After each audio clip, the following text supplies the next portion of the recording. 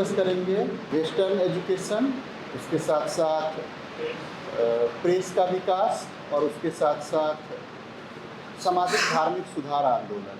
3 topic आज हम लोगों ने कवर किया है। और अभी तक जो हमारा स्टाइल रहा था वो था कि प्रीवियस ईयर के क्वेश्चन पूछे गए हैं वही मैं आपके साथ डिस्कस करूँ।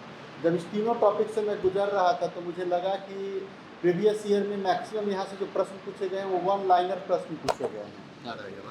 तो वन लाइनर प्रश्न पूछे गए हैं और उन वन लाइनर प्रश्न को तो मुझे लगा कि ये पूरा जो आपके साथ हम काम कर रहे हैं वो काम थोड़ा सा बहुत आसान हो जाएगा, आपको भी मज़ा नहीं आएगा, आपको भी लगेगा कि अरे तो वन लाइनर हम कहीं से भी इसको तैयार कर सकते थे।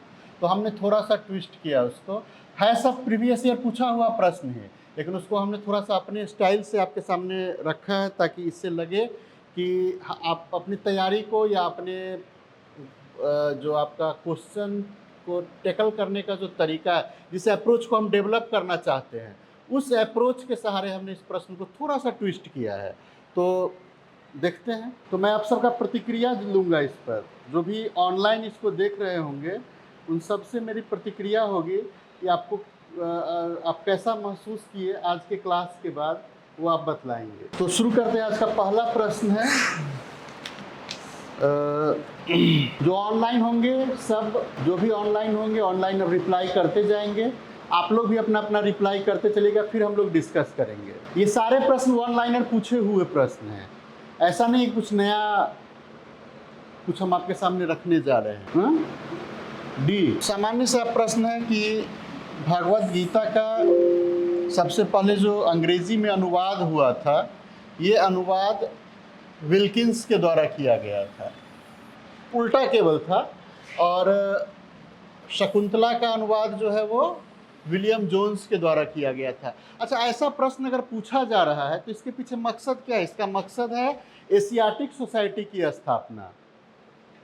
जैसे ही वॉरेन हेस्टिंग्स बंगाल का गवर्नर जनरल बनता है, वो एशियाटिक सोसाइटी की स्थापना करता है। एशियाटिक सोसाइटी की स्थापना करने का मकसद था कि हम भारतीयों के बारे में ज़्यादा से ज़्यादा जान सकें।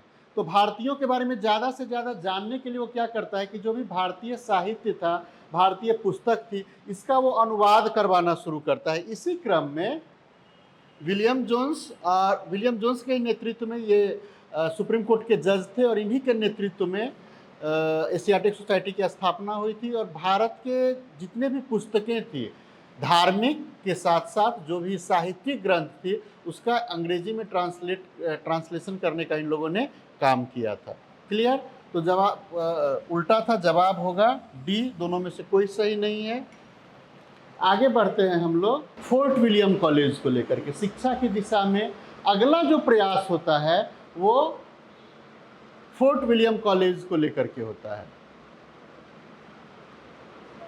तो यहाँ स्पष्ट ही है कि फोर्ट विलियम कॉलेज जो है वेलेस्ली के द्वारा स्थापित करवाया गया था। अब आगे आप बतलाइए।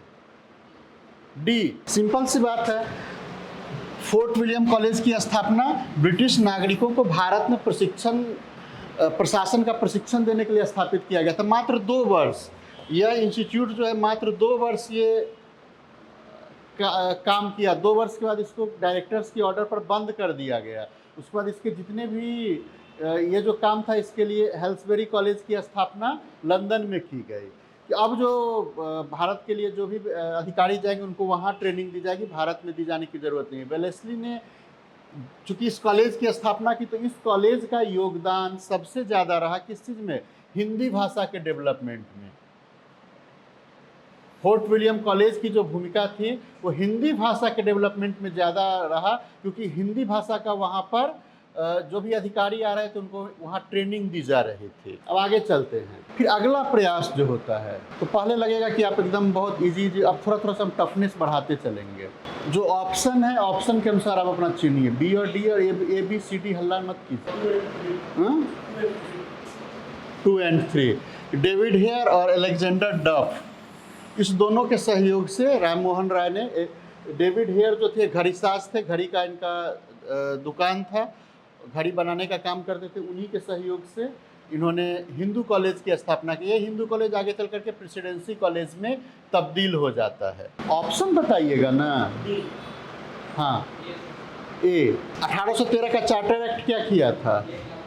1 लाख रुपए की व्यवस्था की थी, ये तो पता है। इसमें कोई 1 लाख रुपए का डोनेशन दिया गया था। इसके बाद general committee of public instruction, ये क्या किया था? जो बताए थे एक और ए, वो बतलाएंगे कि general committee of public instruction की क्या भूमिका थी, इसने क्या किया था? क्योंकि आपने आंसर दिया है, बतलाइए इसकी क्या भूमिका थी, इसने क्या किया था, ये क्या था, ये कमेटी किस चीज के लिए गठित हुआ था, ये 1 लाख रुपया कैसे खर्च होगा, ये इसके द्वारा खर्च किया जाना था। यह 1 लाख रुपया कैसे खर्च होगा, ये खर्च करने के लिए इस कमेटी को बनाया गया था। 1 लाख रुपया कैसे खर्च होगा, ये खर्च करने के लिए general committee of public instructions बनाए गए थे।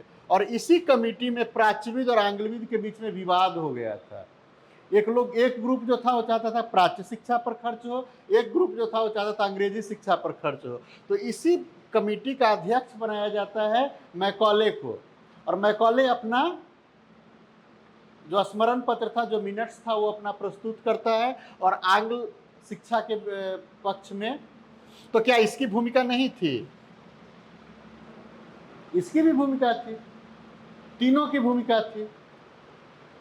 यही तीनों विवाद का निराकरण मैकॉले, जब मैकॉले इसका अध्यक्ष बनता है तो वहीं पर यह विवाद उठा था, इसी कमेटी में यह विवाद उठा था, और इस कमेटी में विवाद उठा था और मैकॉले ने इसका निराकरण किया था। तो तीनों सही है। क्लियर? 1, 2 और 3 तीनों इसका सही जवाब होगा। हो गया। प्रश्न है, मैकॉले ने अपने स्मरण पत्र में समाज के उच्च वर्ग को शिक्षा का पात्र बताया। मैकॉले ने जब अपना स्मरण पत्र प्रस्तुत किया था तो 2 बातें उसने कही। पहला कि शिक्षा का जो माध्यम होगा, ये जो 1 लाख रुपया खर्च होगा, वो बस वो 1 लाख रुपया पर ही केंद्रित था, उससे अलग कुछ नहीं। तो ये 1 लाख रुपया कहाँ खर्च किया जाए? वो 1 लाख रुपया जो होगा वो उसने कहा कि वेस्टर्न एजुकेशन पर खर्च किया जाए। पहली बात उसने ये कही कि वे 1 लाख रुपया वेस्टर्न एजुकेशन पर खर्च किया जाए। फिर हुआ कि वेस्टर्न एजुकेशन पर खर्च किया जाए, तो प्रश्न उठा क्यों वेस्टर्न एजुकेशन क्यों दिया जाए यहाँ पर? तो उसने कहा था कि वेस्टर्न एजुकेशन हम इसलिए देना चाहते हैं ताकि यहाँ के जो लोग हैं, वो बयान यहाँ नहीं, भारत में नहीं था, वो जब यहाँ से लौट के जाता है और ब्रिटेन में संसद में वो बयान अपना देता है कि हम ऐसे भारतीयों को तैयार करना चाहते हैं जो रूप रंग से भारतीय हों, लेकिन अपने रहन सहन पहनावे विचार से अंग्रेज हों। तो इस कारण से वो चाह रहा था। क्यों? अगर वो ऐसा चाह रहा था तो क्यों चाह रहा था? तो फिर वहां पर भी 2 रीजन था। एक रीजन था कि उसको निचले पद पर भारतीयों की भर्ती करनी थी, और पहला तो ये रीजन था, और दूसरा रीजन था कि कंपनी क्यों भाई खर्च करे 1 लाख रुपया? तो उसका रीजन था कि हम 1 लाख रुपया खर्च करके ऐसे ग्रुप को तैयार करेंगे जो हमारे सामान का मार्केट में तब्दील हो जाएगा। वो हम उसको 1 लाख रुपया देंगे तो वो ऐसा ग्रुप तैयार होगा जो हमारा उससे ज़्यादा का सामान जो है वो हमारा परचेज करेगा। तो ऐसा कुछ नहीं था कि बेनोफेलेंट तरीका से भारत में अंग्रेजी शिक्षा या वेस्टर्न एजुकेशन दिया जा रहा था, ऐसा कुछ नहीं था। ये प्रॉफिट एंड लॉस को लेकर के काम चल रहा था। तो हमेशा देखिएगा कि कंपनी जो कुछ भी काम कर रही थी उसका मूल मकसद उसका आर्थिक लाभ हुआ करता था। क्लियर? उसके बाद हुआ कि किसको दिया जाए शिक्षा, ये तो हो गया उसका मकसद कि वेस्टर्न एजुकेशन पद्धति को उसने क्यों अपनाया। और भी अगर थोड़ा सा और डीप में जाइएगा तो देखिएगा कि मैकॉले जो था वो बेंथम का 3-4 बेंथम के उस समय शिष्य जो थे वो इंग्लैंड में, भारत में हर जगह अपनी भूमिका अदा कर रहे थे, जिसमें मैकॉले था, लॉर्ड विलियम बेंटिक था, जेम्स मिल थे, जेम्स स्टुअर्ट मिल थे, ये सब बेंथम के अनुयायी थे। बेंथम ने वहाँ पर यूटिलिटेरियन उपयोगितावादी सिद्धांत को दिया था, जिसमें मार्केट को ज़्यादा से ज़्यादा लिबरल बनाना था। तो अब आता है कि शिक्षा किसको दिया जाए। ये तो क्यों समझ गए कि क्यों उसने कहा था।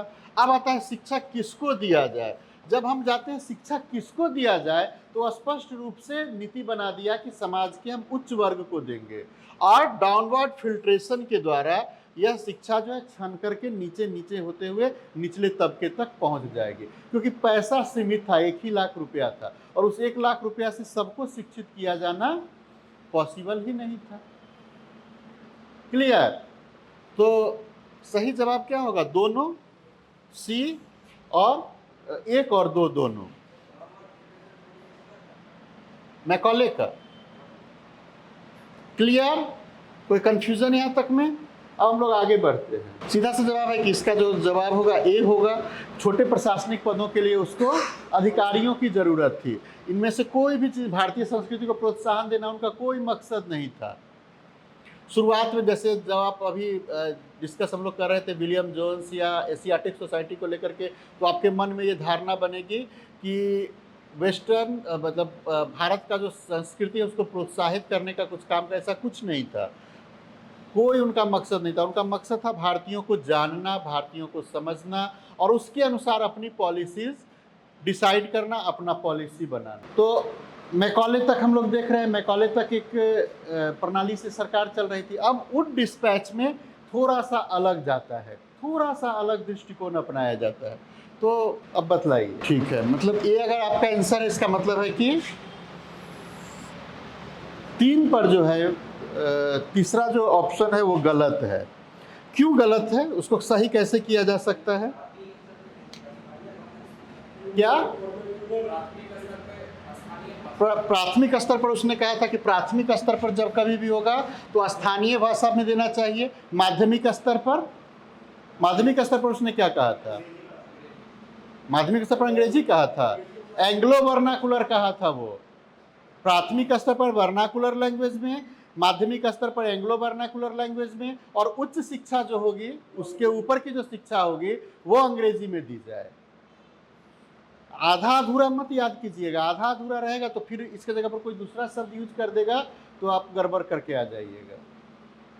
ये तो सीधे रट गए होंगे। ये डायरेक्ट क्वेश्चन हम उठा के रख दिए हैं जो पहले का पूछा हुआ है, इसमें हमने कोई तब्दीली नहीं की है। ये डायरेक्ट वही क्वेश्चन है जो किसी कमीशन ने पूछा होगा। जल्दी जल्दी बोलिएगा। वुड डिस्पैच को भारतीय शिक्षा का मैग्ना कार्टा कहा जाता है। यह तो फैक्ट है, एस्टेब्लिश्ड फैक्ट है। ठीक है। चार्ल्स वुड की सिफारिश पर 1858 में कलकत्ता, मद्रास और बॉम्बे में विश्वविद्यालय की स्थापना की गई। यह स्टेटमेंट सही है या गलत है? सही है या गलत है? क्या सही होगा? क्या सही होगा? नहीं, अगर गलत है तो सही बताइए। सही स्टेटमेंट क्या होगा? इस स्टेटमेंट में क्या तब्दीली करेंगे तो ये सही हो जाएगा? कन्हैया आप बतलाइए सबसे पहले। क्या कितना होगा ईयर? ईयर बदल देंगे। कितना होना चाहिए ये ईयर? 1855, 1861, मोना 1857 होगा।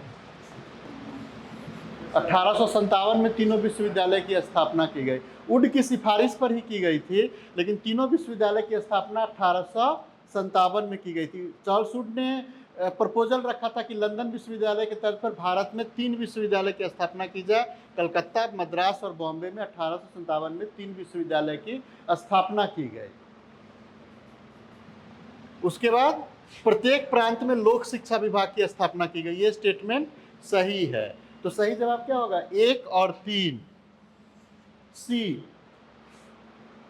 तो ऐसा नहीं कि आप गलत करें। गलत करें तो आपको पता होना चाहिए कि क्यों गलत कह रहे हैं। केवल एक जगह से, ऑनलाइन में एक जगह से सही जवाब आया 1857। लगने से क्या होता है? आपको बोलना है। वहां लगते तो बहुत कुछ रहता है, तो आपके मन में है। आपके मन की बात को कोई कैसे जान लेगा? हम अंतर्यामी तो नहीं ना है यहाँ कि आपके मन में क्या चल रहा है वो हम जान जाए। क्या तब तो एग्जाम लेने की जरूरत नहीं। तो आएगा क्लास में, लोग को पता चला उसके मन में क्या है, सब पता चल गया। दोनों सही है। गुड। जल्दी जल्दी में ज़्यादा। डी एक भी सही नहीं है, 2 भी सही नहीं है। हाँ, आप बतलाइए। बी केवल 2। कन्हैया नहीं पता है। मोना सी, 1 और 2 दोनों। हाँ, मुकुल आप बतलाइए। सी। पहला स्टेटमेंट क्या है कि डब्ल्यू हंटर की अध्यक्षता में प्रथम भारतीय शिक्षा आयोग का गठन किया गया। ये 1882 में रिपन के समय में गठन किया गया। लॉर्ड रिपन के द्वारा 1882 में प्रथम शिक्षा आयोग का गठन किया गया। और दूसरा स्टेटमेंट एकदम सही है। हंटर कमीशन की रिपोर्ट जो थी वो प्राथमिक शिक्षा के पर केंद्रित थी। और यही हंटर के बारे में हम कह रहे थे कि इसने भारतीय मुसलमान पुस्तक लिखी थी। इसी ने अलीगढ़ मुस्लिम कॉलेज, अलीगढ़ में जो एंग्लो ओरिएंटल स्कूल की स्थापना की गई, उससे यही जुड़े हुए थे। क्लियर? तो सही जवाब क्या होगा? केवल 2, बी। क्लियर? कोई कंफ्यूजन यहाँ तक में? तो कितना भी आप लिख लीजिए। क्लास जब आपका प्राथमिक शिक्षा पर ले रहे थे उसमें टारगेट क्लास में, वहाँ भी खूब बतलाए थे इस चीज़ को। कन्हैया मत मुस्कुराइए, फोकस वाले में आप थे, वहाँ पर तो और डिटेल में चर्चा किए थे इस पर। लेकिन पढ़ने का जहमत तो आप उठाइएगा नहीं, तो क्या कीजिएगा। चलिए अगला क्या होगा? B, D. ये स्टेटमेंट सही है। कलकत्ता विश्वविद्यालय के कार्य प्रणाली की जांच करने के लिए इसका गठन किया गया था। यह स्टेटमेंट भी सही है। सर आशुतोष मुखर्जी और जियाउद्दीन अहमद इसके सदस्य थे। और माध्यमिक शिक्षा के सुधार पर बल दिया, यह स्टेटमेंट भी सही है। माध्यमिक शिक्षा के सुधार पर बल दिया का मतलब क्या था? ये उच्च शिक्षा के लिए नियुक्त किया गया था, कलकत्ता विश्वविद्यालय के फंक्शन को देखने के लिए। लेकिन इसने सिफारिश की कि जब तक माध्यमिक कक्षा सही नहीं होगा तब तक उच्च कक्षा में अच्छे स्टूडेंट्स नहीं आएंगे। इसलिए सरकार को ज़्यादा ध्यान देना चाहिए माध्यमिक शिक्षा के विकास पर। वहाँ पर अगर अच्छा होगा, अच्छा प्रयास किया जाएगा, तभी उच्च शिक्षा के लिए अच्छे स्टूडेंट्स आ पाएंगे। तो तीनों स्टेटमेंट सही है। इसी तरह का एक प्रश्न बीपीएससी ने पूछा है, जो कर्जन का यूनिवर्सिटी कमीशन कर्जन ने जो स्थापित किया था टॉमस रेले की अध्यक्षता में, उसमें भी 2 भारतीय थे। वो दोनों भारतीय कौन थे? उसमें भी 2 भारतीयों को उसने नियुक्त किया था। वो 2 भारतीय कौन थे? उसमें गुरदास बनर्जी और सैयद हुसैन बिलग्रामी थे। वो पूछे हुए हैं, ध्यान में रखिएगा उन लोगों का नाम। गुरदास बनर्जी और सैयद हुसैन बिलग्रामी थे कर्जन के यूनिवर्सिटी कमीशन में। अच्छा जा, वो अगला प्रश्न ही वही है, तो बतला ही दिए पहले ही। सैयद हुसैन बिलग्रामी और गुरदास बनर्जी उसके सदस्य थे। तो ज़्यादा यहाँ पर कंफ्यूजन नहीं होगा, डी सीधे हो जाएगा आंसर। अभी अभी आपके साथ चर्चा की। हाँ, अब इसमें आई शिक्षा के स्तर पर कुछ भारतीय प्रयास भी हुआ था, तो उससे जुड़ा हुआ एक प्रश्न है। क्या होगा? सब लोग सहमत हैं सी को लेकर के? सबसे पहले हम लोग आते हैं सतीश चंद्र मुखर्जी। सतीश चंद्र मुखर्जी एक शिक्षाविद थे। स्वदेशी आंदोलन के दौरान इन्होंने डॉन सोसाइटी की स्थापना की थी। इन्हीं के प्रयास से राष्ट्रीय शिक्षा परिषद के द्वारा, राष्ट्रीय शिक्षा परिषद ही इनके द्वारा स्थापित हुआ था। और इसी राष्ट्रीय शिक्षा परिषद के द्वारा रंगपुर में नेशनल कॉलेज की स्थापना की गई थी। ये स्टेटमेंट एकदम सही है। अब आता है Bengal National College and School. Bengal National College and School के प्राचार्य क्या बारिंद्र कुमार घोष थे? नहीं, बारिंद्र कुमार घोष नहीं थे। इसके जो प्राचार्य थे ये अरविंद घोष को बनाया गया था। बारिंद्र घोष को ध्यान में रखिएगा, बारिंद्र घोष क्रांतिकारी विचारधारा से जुड़े हुए थे, अखबार निकालने का काम कर रहे थे। लेकिन अरविंद घोष जो थे वो बड़ौदा के दीवान पहले रह चुके थे। ये इसके जो प्राचार्य का काम था ये अरविंद घोष के द्वारा किया गया था। बारिंद्र घोष के भाई ही थे, ये क्रांतिकारी नहीं थे। ये बाबा हो गए, ये क्रांतिकारी ये नहीं थे। इनका नाम आप जाकर के अपना जो कुछ भी सोर्स मटेरियल होगा उसको दोबारा एक बार पढ़िएगा। अलीपुर बम कांड में इनको फंसाया गया, इनको अरेस्ट भी किया गया, लेकिन ये वहाँ से बच गए और बाकी सभी को सजा दी गई। और उसके बाद इन्होंने ब्रिटिश सरकार से मतलब बम कांड हुआ था, बम कांड से अपने आप को ये बचा लिए थे। ये क्रांतिकारी नहीं थे। अगर आप कहिएगा कांग्रेस में, तो कांग्रेस में ये एक्सट्रीमिस्ट ग्रुप को रिप्रेजेंट करते थे, क्रांतिकारी नहीं थे, रिवोल्यूशनरी ये नहीं थे। तो सही जवाब क्या होगा? केवल एक ए होगा इसका सही जवाब। अरविंद घोष क्रांतिकारी नहीं थे, उग्रवादी थे, एक्सट्रीमिस्ट थे, लेकिन क्रांतिकारी ये नहीं थे। क्लियर? कोई कंफ्यूजन यहाँ तक में? एक इसी तरह का प्रश्न बिहार से, एक इसी तरह का प्रश्न बिहार से, चूँकि शिक्षा के क्षेत्र का काम था तो शिक्षा से जुड़ा हुआ जितना भी प्रश्न मेरी नज़र पड़ी उसको थोड़ा बहुत अपने अपने अंदाज से उसको थोड़ा सा ट्विस्ट किया और फिर आपके सामने अब रख रहे हैं। इस प्रश्न में कोई दिक्कत है, कोई कंफ्यूजन है? क्या होगा कन्हैया? सी, एक और दो दोनों। आप क्या कहें? Only one. और कोई आंसर है? ए और सी के अलावा कोई और आंसर है? हाँ, ए होगा, ए होगा। ए क्यों होगा? क्या? कुलपति कौन थे? मजहरुल हक। बिहार विद्यापीठ के कुलपति मजहरुल हक थे और इनके असिस्टेंट के रूप में ब्रजकिशोर प्रसाद काम कर रहे थे। मजहरुल हक को असिस्ट कर रहे थे ब्रजकिशोर प्रसाद। कभी सदाकत आश्रम की तरफ जाइएगा तो सबका बिल्डिंग एक लाइन से दिखने को मिल जाएगा आपको। ब्रजकिशोर प्रसाद का, मजहरुल हक ने तो पूरा दान ही किया था उस क्षेत्र को, वो पूरा ज़मीन जो था वो कांग्रेस को उन्होंने डोनेट किया था। तो पूरा बहुत लंबा अभी भी बिहार विद्यापीठ वहाँ पर है। हालांकि कोई कार धंधा वहाँ पर चलता नहीं है, लेकिन ब्रजकिशोर प्रसाद, मजहरुल हक, इन सब की निशानी वहाँ पर देखने को आपको मिल जाएगी। क्लियर? तो सही जवाब क्या होगा? ए, केवल एक। हम लोग आते हैं प्रेस, समाचार पत्र पर। हाँ हाँ बोलो। हाँ वही। और प्रति कुलपति जो थे वो मजहरुल हक थे और उसको असिस्ट करने का काम ब्रजकिशोर प्रसाद कर रहे थे। अब पता नहीं कहाँ से वो आया होगा स्टेटमेंट, नहीं बता सकते हैं, लेकिन कुलपति जो उसके थे, वो प्रधान जो उसका होता है वो प्रधान ये मजहरुल हक ही थे। चलिए अगला स्टेटमेंट, अगला प्रश्न। और कोई आंसर? और पहला समाचार पत्र बंगाल गजट था। ये स्टेटमेंट सही है या गलत है? सही है। इस बंगाल गजट के संपादक कौन थे? नहीं, पहला बंगाल गजट जो निकला था वो विलियम वोल्ट्स ही थे उसके संपादक, जिनको यहाँ से डिपार्ट कर दिया गया था इंग्लैंड। और फिर बाद में जेम्स अगस्टस हिक्की ने भी बंगाल गजट नाम से ही अपना अखबार निकाला और इनको भी यहाँ से डिपार्ट कर दिया गया। तो ये दोनों व्यक्ति जो थे बंगाल गजट के नाम से ही अपना अखबार निकाले थे, विलियम वोल्ट्स भी और जेम्स अगस्टस हिक्की भी। और दोनों को यहाँ से डिपार्ट कर दिया गया था, दोनों को यहाँ से लंदन भेज दिया गया था। क्या?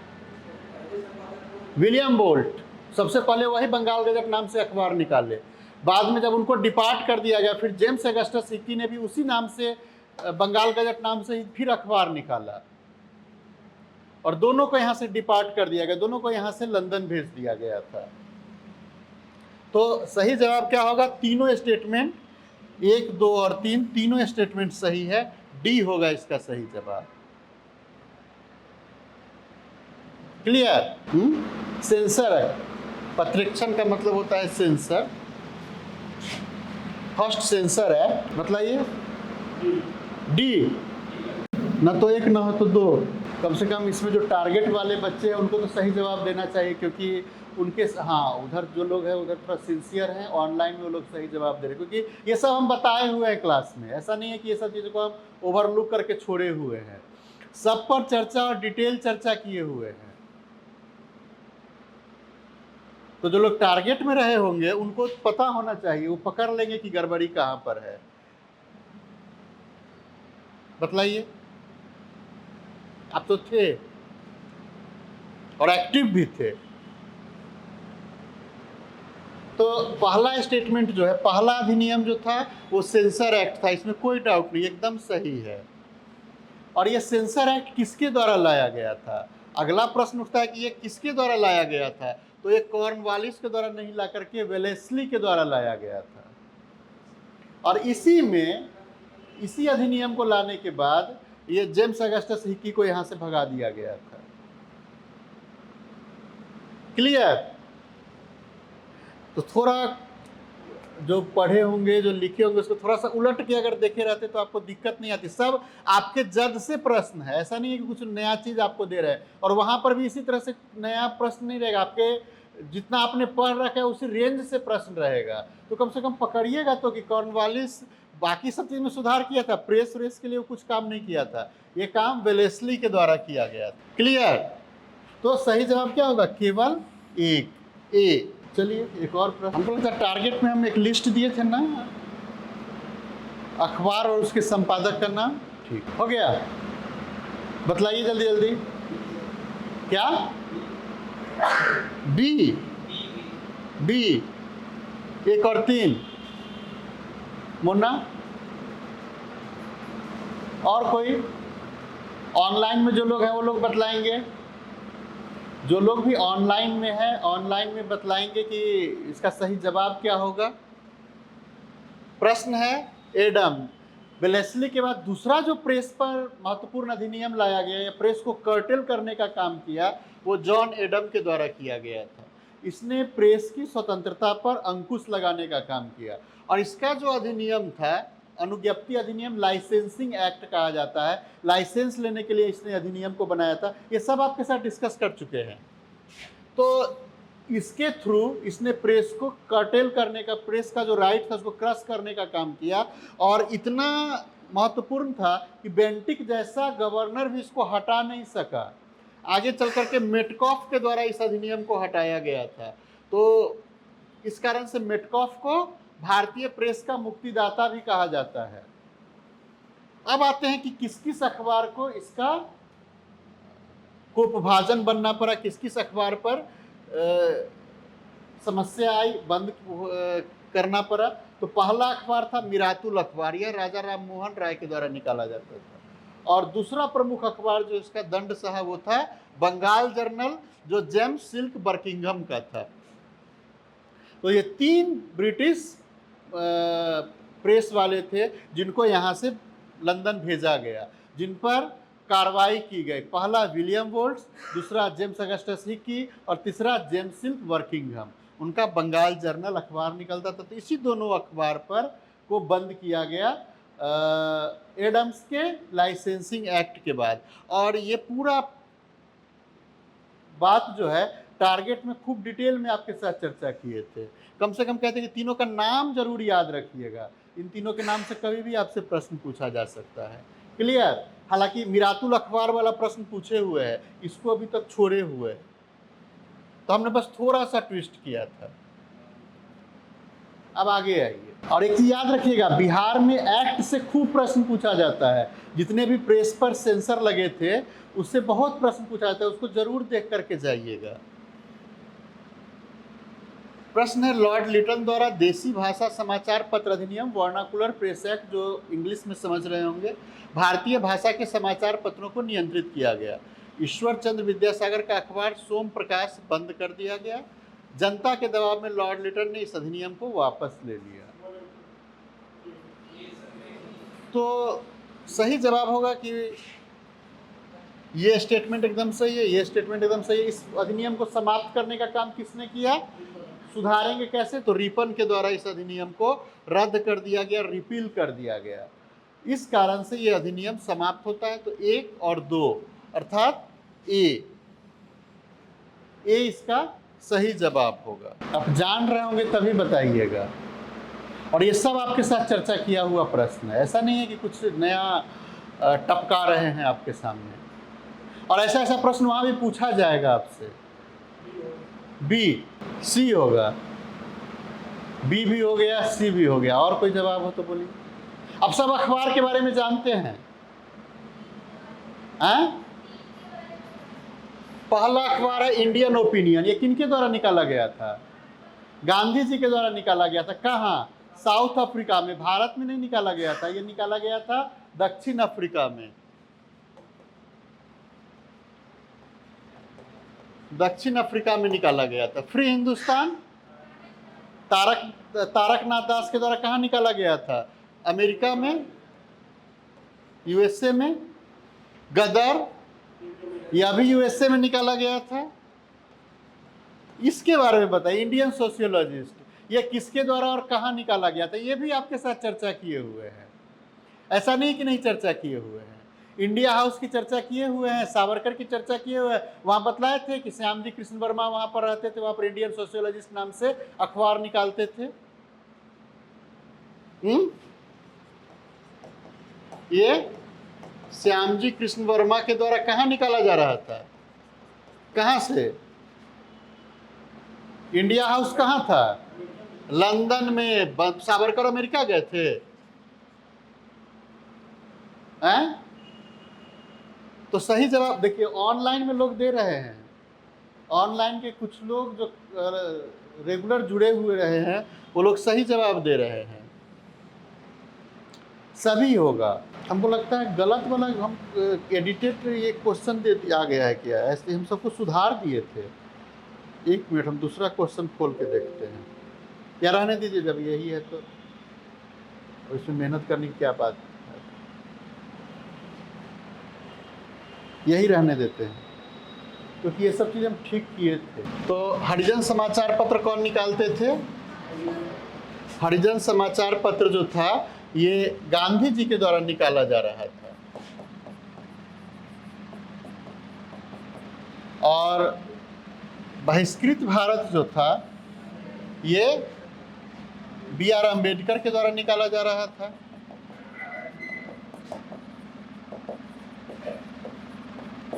नारायण गुरु के विषय में जानते हैं, एजवा समुदाय से थे और केरल में जाकर के, केरल में वहीं के रहने वाले थे, वहाँ पर उन्होंने अस्पृश्यता के खिलाफ अपना मुहिम चलाया था। तो ये स्टेटमेंट सही है, लेकिन आपसे पूछा जा रहा है निम्नलिखित में से कौन सा कथन गलत है। तो सही जवाब क्या होगा? 1 और 3। 1 और 3 दोनों गलत है। क्लियर? आगे आइए। जानते होंगे तभी बतलाइएगा, ये सब ऐसा प्रश्न है नहीं जानते होंगे और आप लोग का निगेटिव मार्किंग भी है। तो प्रश्न को टैकल करने के समय सोचिएगा थोड़ा कि ध्यान में है या नहीं है। तो कौन कौन लोग थे इस अखबार से जुड़े हुए? कौन कौन लोग थे? युगांतर अखबार जो था स्वदेशी आंदोलन के समय में निकाला जा रहा था। बारेंद्र कुमार घोष इसके संपादक थे, इसके साथ साथ भूपेंद्र नाथ दत्त इसके संपादक थे। ये दोनों इससे जुड़े हुए नहीं थे, न तो विपिन चंद्र पाल ही, न ही प्रमथ मित्र। तो जवाब होगा आपका 1 और 3 बी। हम ये प्रश्न डायरेक्ट डाल देते हैं, पूछा हुआ प्रश्न है, तो कहीं से भी आप बना रहे होंगे तो डायरेक्ट हमने ये प्रश्न डाला। लेकिन आपको ये बताना है कि किस घटना को लेकर के वो लिखे थे और जिसके कारण वो जेल गए थे। पहली बार मुजफ्फरपुर बम कांड के लिए नहीं गए थे, पहली बार किसी और घटना के लिए वो गए थे।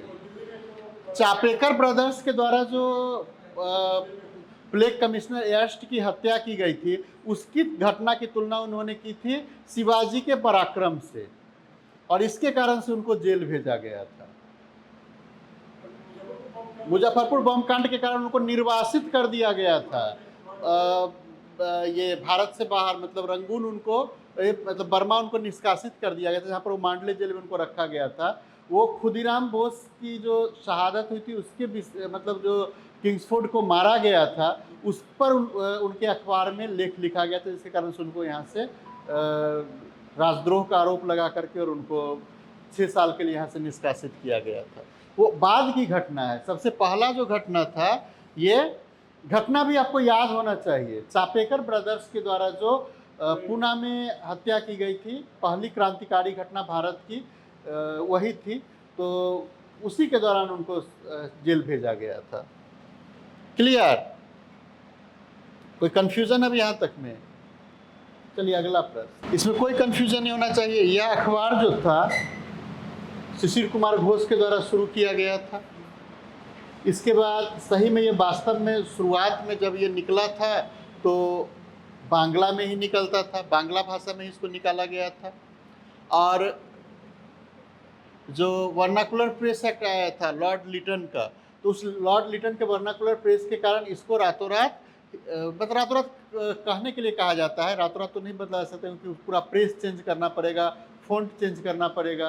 तो बांग्ला से इसका इंग्लिश अखबार में कन्वर्जन कर दिया गया था, ट्रांसफॉर्मेशन कर दिया गया था। लिटन का जो वर्नाकुलर प्रेस एक्ट था उसे 2 अखबार सफ़र किया था, एक सोम प्रकाश और दूसरा ये अखबार था अमृत बाजार पत्रिका।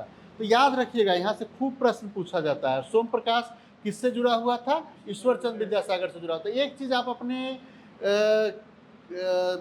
पूरा जो तैयारी करें उस दौरान ध्यान में रखिएगा कि जो बहुत महत्वपूर्ण व्यक्ति थे, उन महत्वपूर्ण व्यक्तियों के द्वारा जो अखबार निकाला गया वो ज़रूर ध्यान में रखिएगा। चाहे वो जो भी पूरे इंडियन नेशनल स्ट्रगल में जितने भी महत्वपूर्ण व्यक्तियों का नाम आप देखते हैं, उनके द्वारा जो जो अखबारें निकाली गई उनका नाम जरूर ध्यान में रखिएगा। तिलक के द्वारा क्या निकाला गया, मोतीलाल नेहरू के द्वारा क्या निकाला गया, एनी बेसेंट के द्वारा क्या निकाला गया, ये सब अखबार का नाम जरूर याद रखिएगा। इनके द्वारा मौलाना आज़ाद के द्वारा कौन सा अखबार निकाला गया। अक्सर ये प्रश्न 1 से 2 प्रश्न यहाँ से रहता है और 1 से 2 प्रश्न रहता है इसके ऊपर रेस्ट्रिक्शंस को लेकर के, तो कंफ्यूज कभी आप नहीं करेंगे। क्लियर? चलिए, तो सही जवाब क्या होगा? डी, तीनों। ऊपर तीनों जो कथन है ये तीनों कथन सही है। आगे हम लोग आते, ये पूछा हुआ बिहार में ही पूछा हुआ प्रश्न है किसी, ये सामान्य सा फैक्चुअल इन्फॉर्मेशन है। आपको जो हम लिस्ट प्रोवाइड करवाए थे अपने टारगेट क्लास में, वहाँ पर जितने अखबार थे लगभग सारा हम आपको अवेलेबल करवा दिए थे। आप उसको बराबर उस पर नज़र दौड़ाते रहिएगा, वहाँ से हर साल एक आध प्रश्न जरूर रहता है। द हिंदू के कौन थे? सुब्रमण्यम अय्यर। किस? राघवाचारी उसके संस्थापक थे, ये एडिटर थे।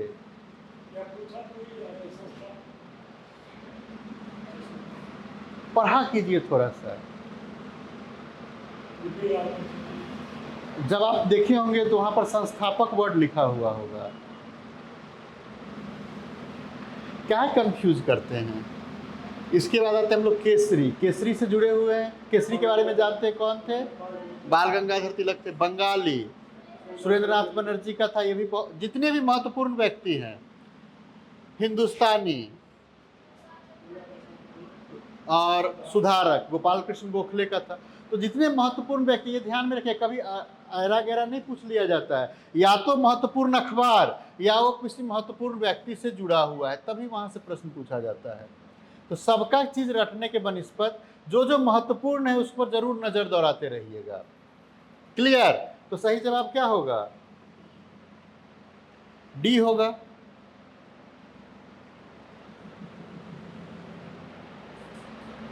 अखबार से जुड़ा हुआ लगभग प्रश्न, और उससे आपका पूरा ये हमको लगता है कि हम 1-2 प्रश्न और था, रुकिए, हमको लगता है कि जो सेट हम लाए हैं ना, या जिसको हम सी 1 और 2, और कोई जवाब? डी। एक एक करके हम लोग आते हैं। प्रश्न है, 19वीं शताब्दी के धर्म एवं समाज सुधार आंदोलनों ने जनसंख्या के किस वर्ग को आकर्षित किया? किस वर्ग को आकर्षित किया मीन्स किसका बेस किसने तैयार किया? कौन लोग इस आंदोलन से प्रभावित हुए? तो सबसे पहला था बुद्धिजीवी। बुद्धिजीवी मीन्स कि जो इंटेलेक्चुअल्स थे, पढ़े लिखे थे उस समय, तो इन्हीं लोगों के द्वारा शुरू ही किया गया था, ये लोग प्रभावित हुए ही उससे। दूसरा ग्रुप था नगरीय उच्च जातियां। नगर में रहने वाले उच्च जाति के जो लोग थे वो इससे प्रभावित हुए, इसमें कोई डाउट नहीं है। निर्धन और सर्वसाधारण वर्ग, ये न तो पढ़ सकता था न उसके बारे में जान सकता था। तो क्या ये ग्रुप प्रभावित हुआ? नहीं हुआ। सॉरी, आज भी आप देखिएगा तो ये ग्रुप आज भी नहीं प्रभावित हुआ है। आज भी जितना भी जो दकियानुसी बाबाओं को देखिएगा, उसका सबसे बड़ा शिकार यही ग्रुप बना हुआ है। उसको पढ़ने लिखने से नहीं मतलब है, उसको अंधविश्वास और फालतू चीज़ें जो हैं उन्हीं चीज़ों से मतलब है। ये आज तक नहीं इस यहाँ पर रिफॉर्म हो सका है। और उदार रजवाड़े ये भी शामिल थे। जैसे आप देखेंगे विवेकानंद को यूएसए भेजने का पूरा दायित्व किसने संभाला था? बतलाइए। बड़ौदा के जो राजा थे उन्होंने उसके लिए फंड अवेलेबल करवाया था। चाहे भीमराव अंबेडकर को शिक्षित कराने का दायित्व किसने उठाया था? ये सतारा और कोल्हापुर के जो राजा थे उन लोगों ने उठाया था। तो इसी तरह उदार राजवाड़े जो थे वो इससे जो ग्वालियर जैसा राजवाड़ा था वो नहीं प्रभावित था, लेकिन जो उदारवादी राजवाड़े थे जैसे बड़ौदा, तो वो इस दिशा में बहुत काम कर रहा था। क्लियर? तो तीनों 1, 2 और 4, इसका सही जवाब होगा डी, 1, 2 और 4। थोड़ा सा बौद्धिक व्यायाम कीजिए तो प्रश्न सही हो जाएंगे, तब गड़बड़ नहीं होंगे। थोड़ा सा रुक करके कूल हो करके सोचिएगा तो दिक्कतें नहीं आएंगी। अगर हड़बड़ा करके क्वेश्चन सॉल्व कीजिएगा तो दिक्कतें आएंगी। चलिए आगे आते हैं हम लोग। ये सामान्य सा प्रश्न है, ये गलत नहीं होना चाहिए। क्या होगा? सामान्य भाई, अगर आप देखेंगे 19वीं सदी के सामाजिक धार्मिक आंदोलन के कारण भारत का आधुनिकीकरण हुआ, इसमें कोई डाउट है कि इंडिया का मॉडर्नाइजेशन नहीं हुआ? मॉडर्नाइजेशन हुआ। अब आता है बात कि मॉडर्नाइजेशन से क्या समझते हैं, आधुनिकता क्या थी। तो भारत में क्या सिचुएशन था और भारत आधुनिक कैसे बना? तो क्या था कि थॉट में परिवर्तन आया। थॉट में क्या परिवर्तन आया? तो यही चीज आया कि बुद्धिवाद, हम क्या चीज से सोचते थे? इमोशन और भावुकता हमारे यहाँ ज्यादा थी। वैज्ञानिक दृष्टिकोण, हम क्या चीज से, यहाँ के जो लोग थे वो किस दृष्टिकोण से? सामंती दृष्टिकोण से संचालित थे, और ऊपर से जो उसी के दौरान जो अंधविश्वास और जो कुछ भी शुरू किया गया था उससे संचालित थे। और ऐसे विचार जो आधुनिकता के आधार बनते हैं। तो तार्किक तरीका से हम सोचना शुरू करते हैं, विवेक सम्मत होकर के सोचना शुरू करते हैं। जैसे ही विवेक सम्मत होकर के सोचना शुरू करेंगे तो हम आधुनिक बन जाएंगे। जैसे सामान्य से एक प्रथा देखिएगा, सती प्रथा। सती प्रथा को लेकर के धार्मिक ग्रंथों में बहुत सारी बातें कही गई कि जो स्त्रियां सती होती है क्या होता है उसके साथ? वो देवी स्वरूपा हो जाती है, इंद्र उसका स्वागत करते हैं स्वर्ग में। ऐसी ऐसी बातें लिखी गई, बड़ा प्रसन्न होकर के लोग सती होते थे या सती करवाते थे या जबरदस्ती मार दिया करते थे। लेकिन उसके मूल में क्या था? इसके मूल में अगर देखिएगा, सती प्रथा के मूल में क्या था? क्या धर्म था कहीं पर? सती प्रथा के मूल में कहीं पर धर्म था? क्या था मूल में? क्या था? किस कारण से बंगाल के क्षेत्र में, पूरे भारत में नहीं प्रचलन में था सती प्रथा?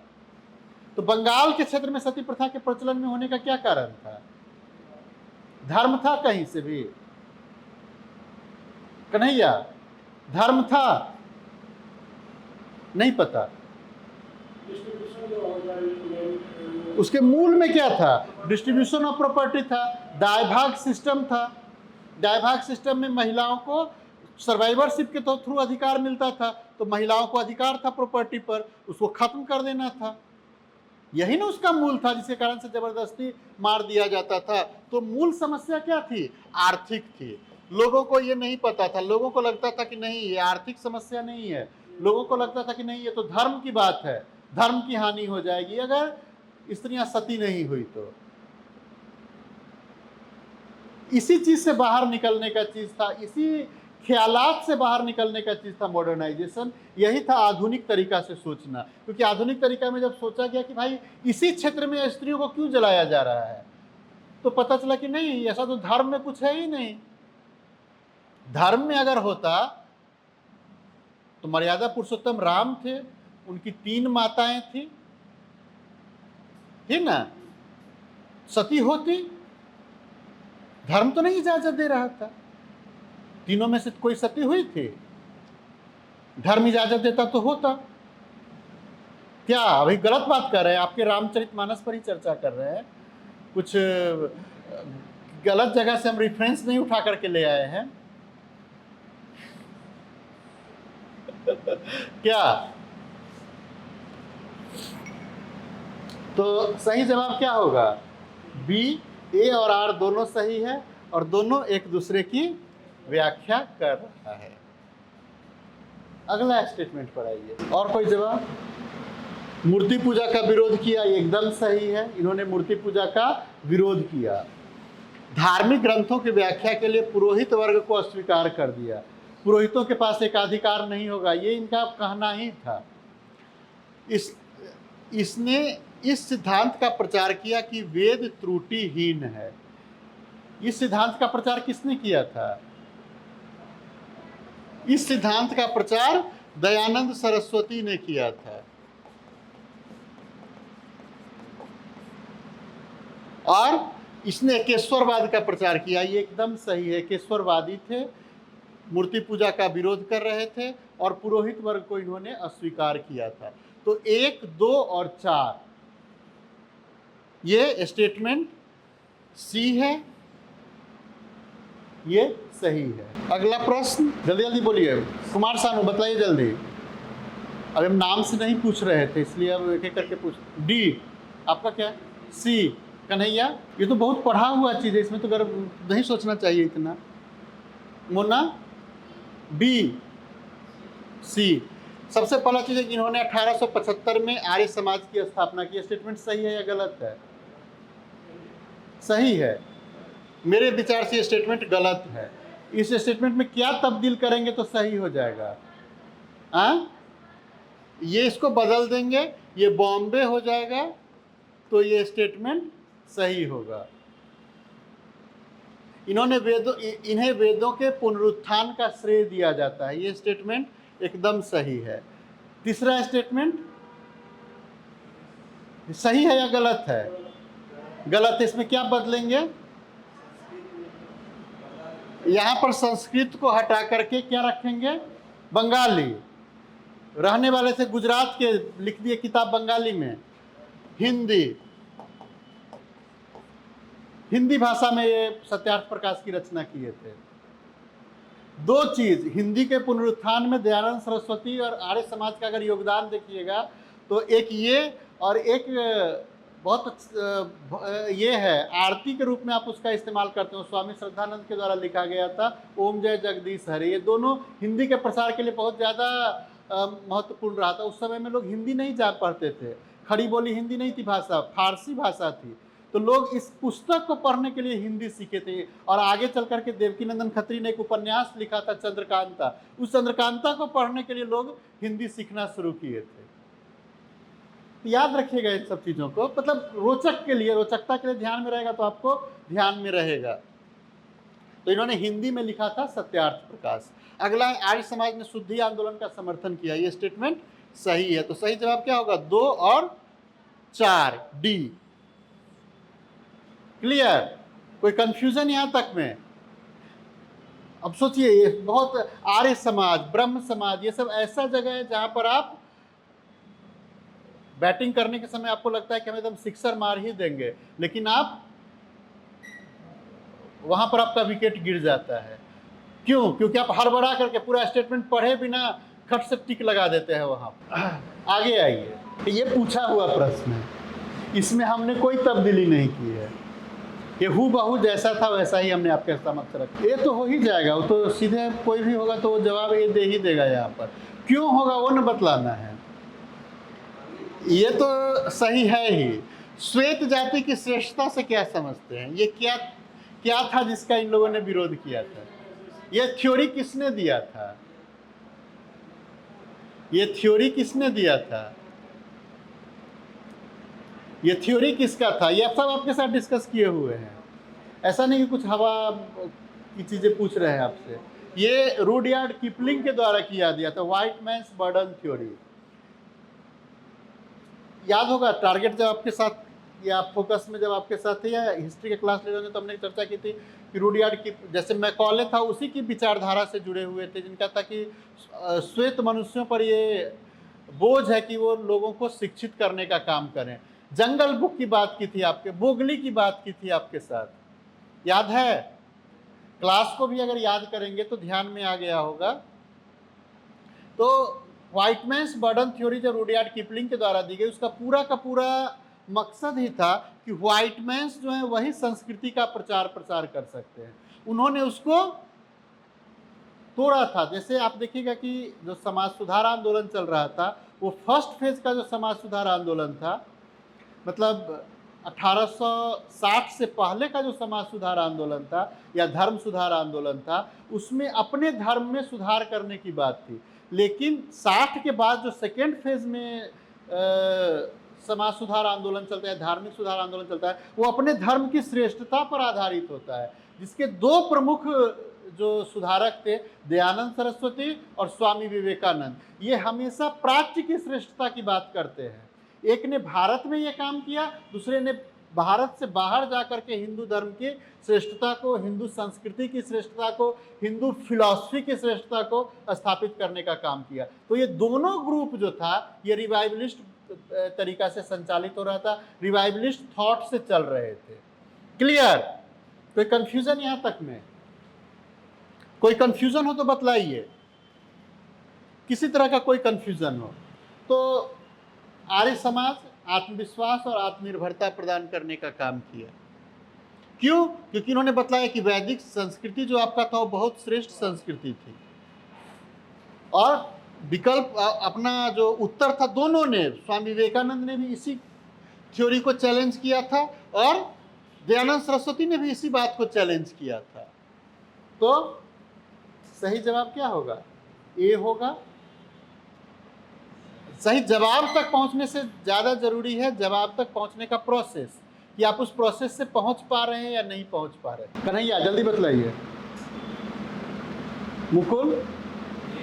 ए, बी, डी। इसकी स्थापना 1873 में ज्योतिबा फुले के द्वारा पुणे में की गई थी। एकदम सही है, इसमें कोई डाउट नहीं है। दूसरा है, सत्यशोधक समाज ने महाराष्ट्र में एक जाति विरोधी आंदोलन को संचालित किया। एकदम सही है। फुले सामान्यतः जो मालाकार जनजाति होती है, फूल का कार्य काम करने वाले माली, आप बिहार के इसमें समझ सकते हैं, उससे जुड़े हुए थे। अब आता है गुलामगिरी।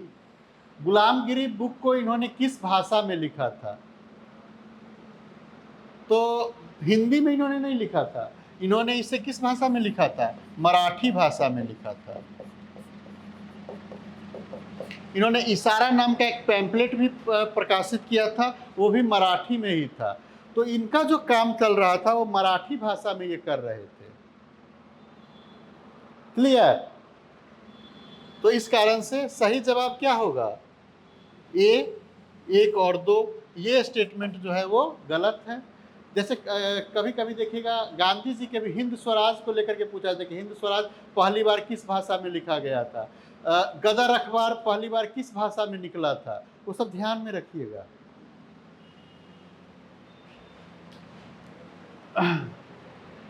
चलिए अगला प्रश्न। ऐसा नहीं है कि हनुमान जी के नाम ले लेके कर रहे हैं सही।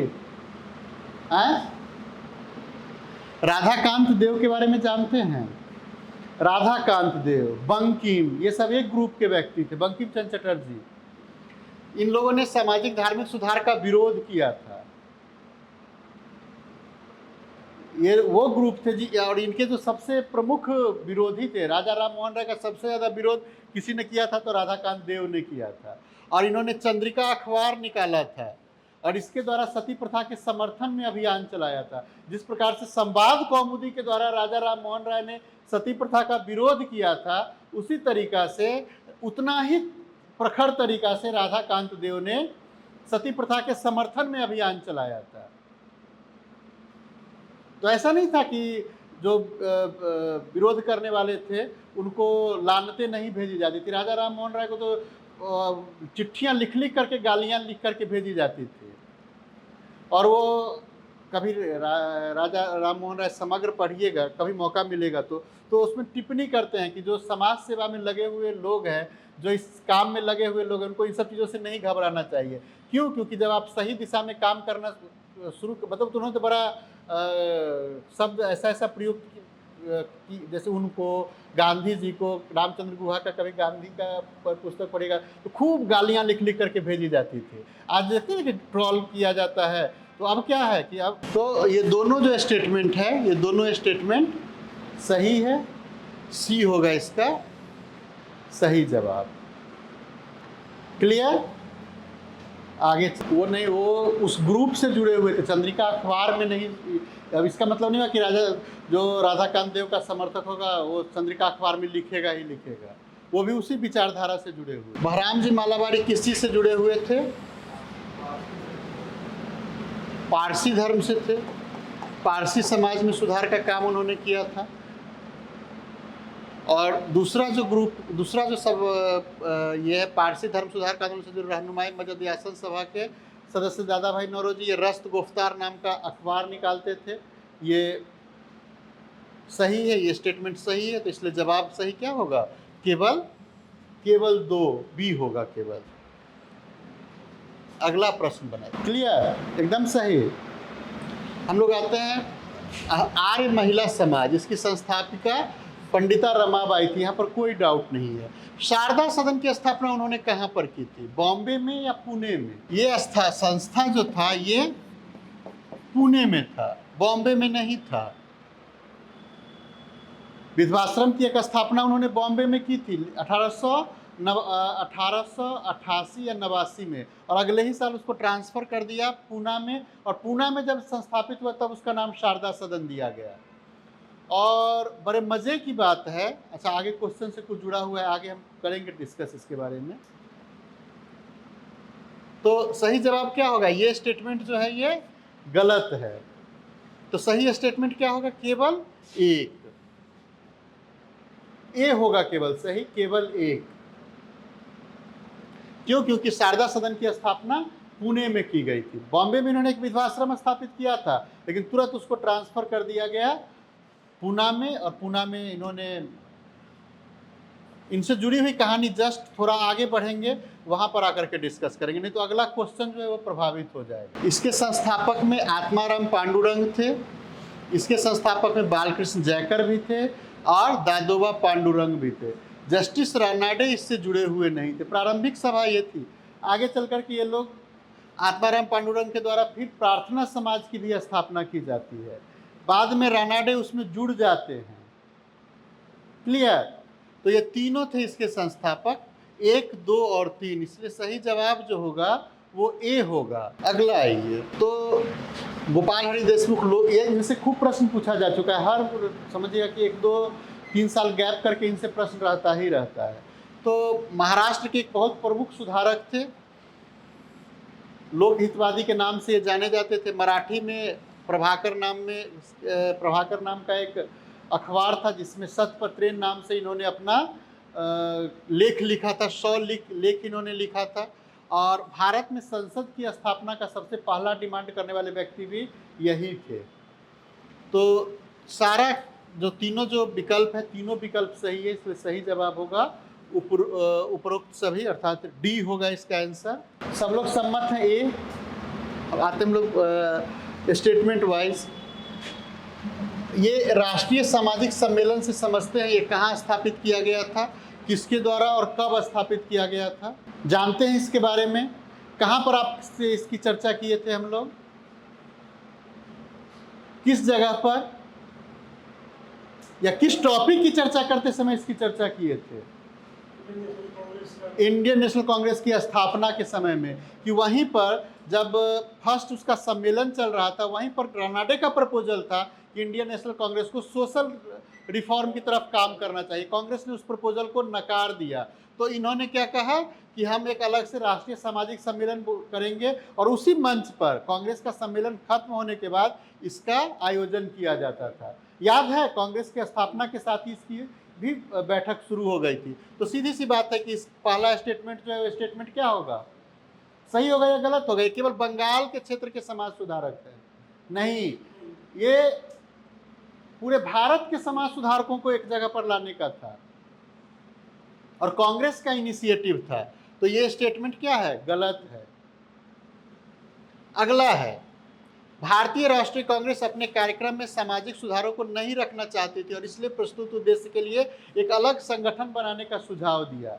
यह स्टेटमेंट सही है, क्योंकि इसी के कारण इसी मंच पर इसका बैठक हुआ करता था।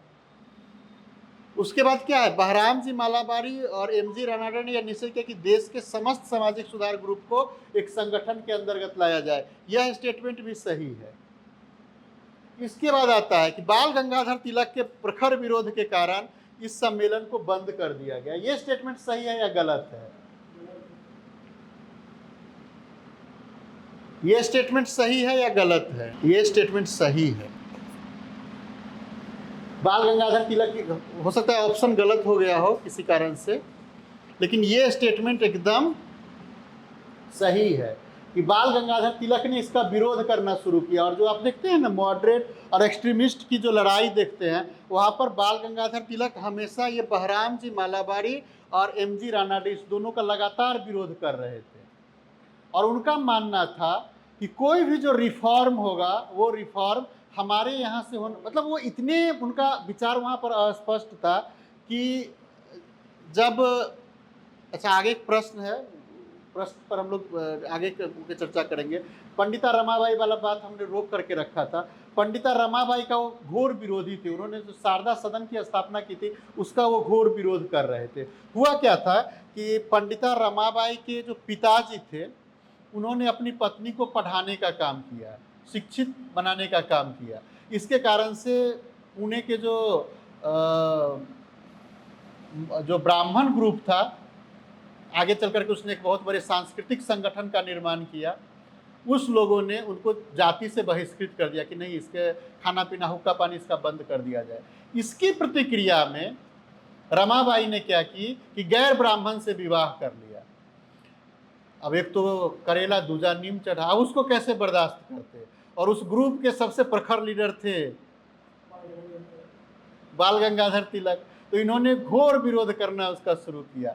फिर भी महिला होते हुए सोचिए कि वो समाज कैसा था, जहाँ पर सावित्रीबाई फुले जब पढ़ाने के लिए जाती थी तो उनके देह पर कूड़ा का वो 2 कपड़ा लेकर के घर से निकलती थी। जब वो अपने, सोचिए कितना संघर्ष उन लोगों ने किया इस व्यवस्था के खिलाफ कि वो स्कूल पढ़ाने के लिए घर से निकलती थी तो 2 कपड़ा लेकर के निकलती थी। एक कपड़ा जब वो पहन के जाए तो सब उसके देह पर कूड़ा कचरा फेंक दिया करता था, और तब वो स्कूल में जाकर के फिर वो अपना कपड़ा चेंज करती थी और फिर बच्चों को पढ़ाती थी।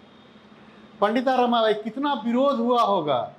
और उस जगह पर जहाँ पर घोर विरोधी उसके रहते थे वहाँ पर रह कर के उसने अपना आश्रम संचालित किया और उस ताकत को जवाब देते रहा। उसके विरोध में कौन थे? तिलक जैसा पर्सनालिटी जो पूरा कांग्रेस को चुनौती दे रहा था, वैसा पर्सनालिटी का उसने विरोध किया वहाँ पर रह करके। तो क्या रहा होगा उन लोगों का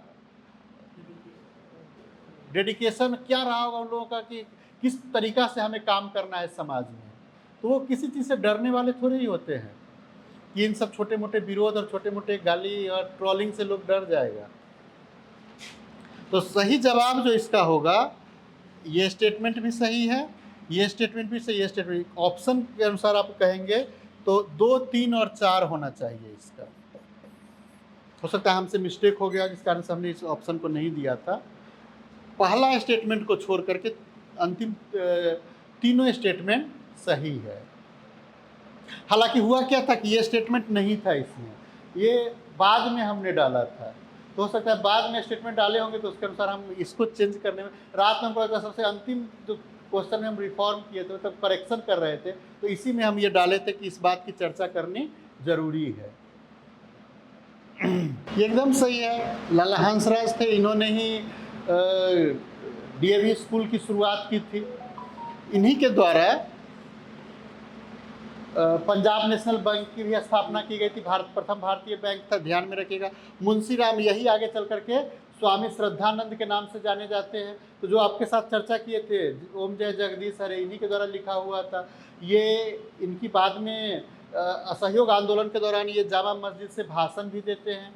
आगे चल करके हिंदू मुस्लिम सांप्रदायिकता जब असहयोग आंदोलन के बाद बढ़ता है तो उसमें इनकी हत्या कर दी जाती है। बहुत बीमार जिनसी स्थिति में थे, कुछ कर नहीं सकता, तब इनकी हत्या कर दी गई थी। बहुत कलंकित था वो हत्या।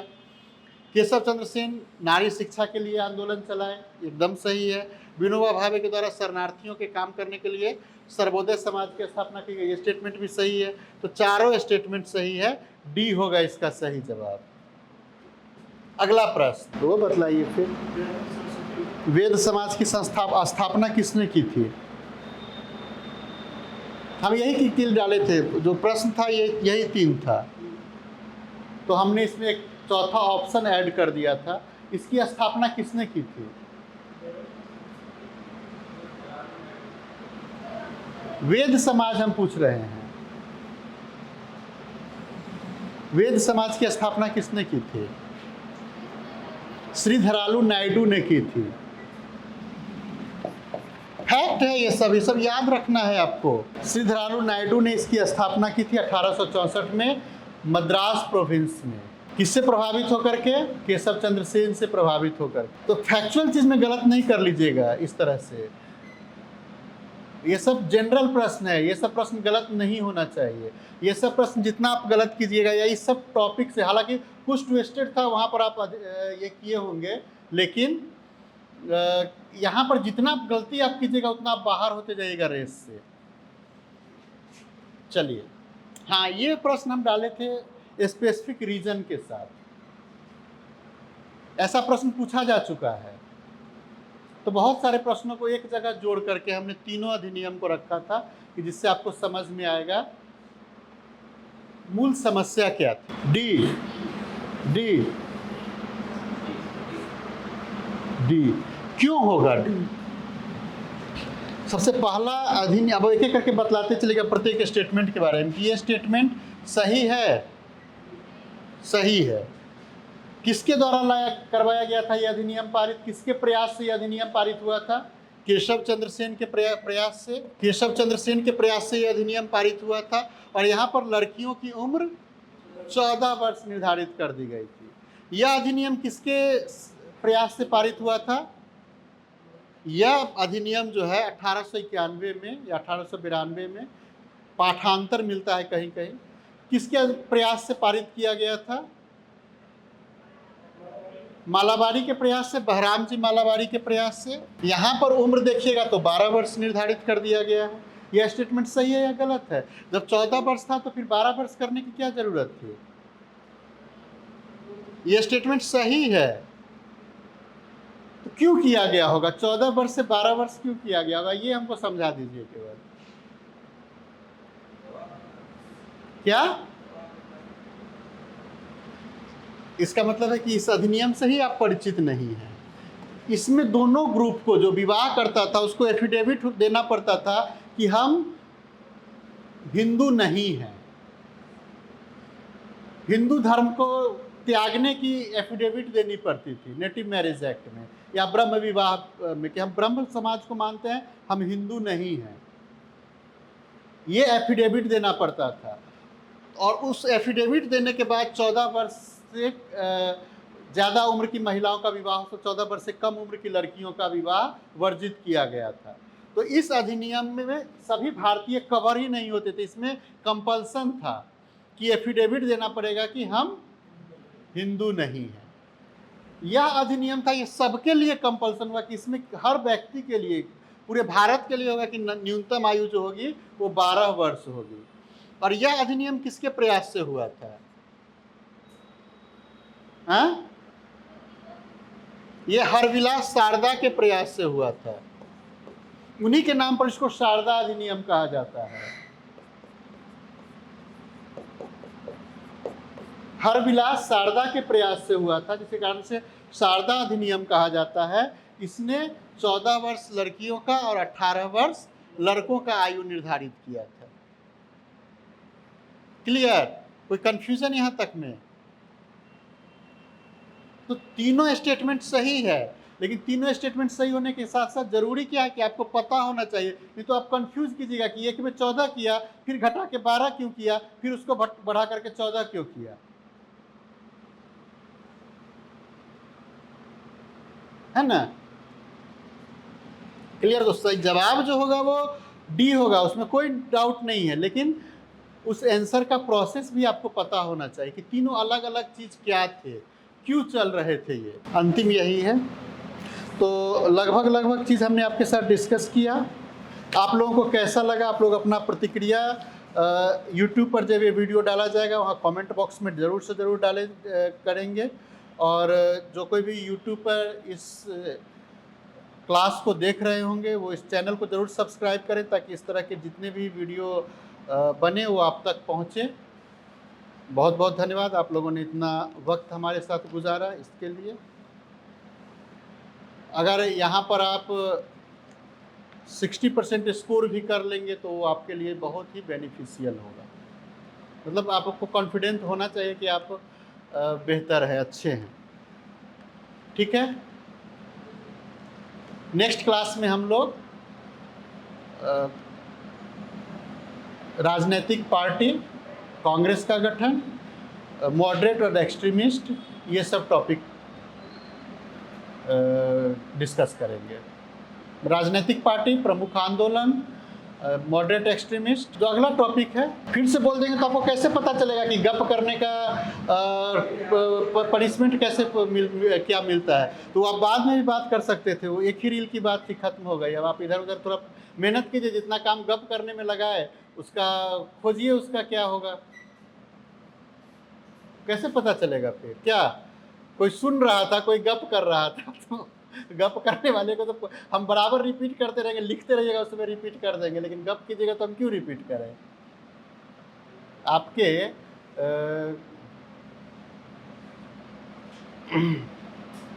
तो पढ़ करके आइएगा एक बार फिर से, जितना बतलाए हैं, जितना पढ़ाए हैं उतना को भी अगर आप रिवाइज करके आइएगा तब दिक्कत नहीं होगी। दिक्कत क्या होता है कि आप उसको रिवाइज भी नहीं करते हैं। जो भी स्रोत होगा उसको तो पढ़ते होंगे, पता नहीं उसको भी पढ़ते हैं कि नहीं पढ़ते हैं। लेकिन कम से कम जितना पता है उतना भी रिवाइज करते हैं। देखते हैं क्वेश्चन एक भी बाहर से नहीं है, आप क्वेश्चन बैंक बराबर आपको करें कि आप देखते चलते कि हम ऐसा नहीं। और इस क्वेश्चन को तैयार करने में हमारा पसीना छूट गया था, क्योंकि बहुत टाइम लग गया। तो ऐसा नहीं है कि आपके लिए मेहनत, हम नहीं मेहनत करते हैं, हम आपसे ज़्यादा, हमको लगता है कि आप लोग तो कुछ नहीं करते, आपसे ज़्यादा मेहनत हमको करना पड़ता है।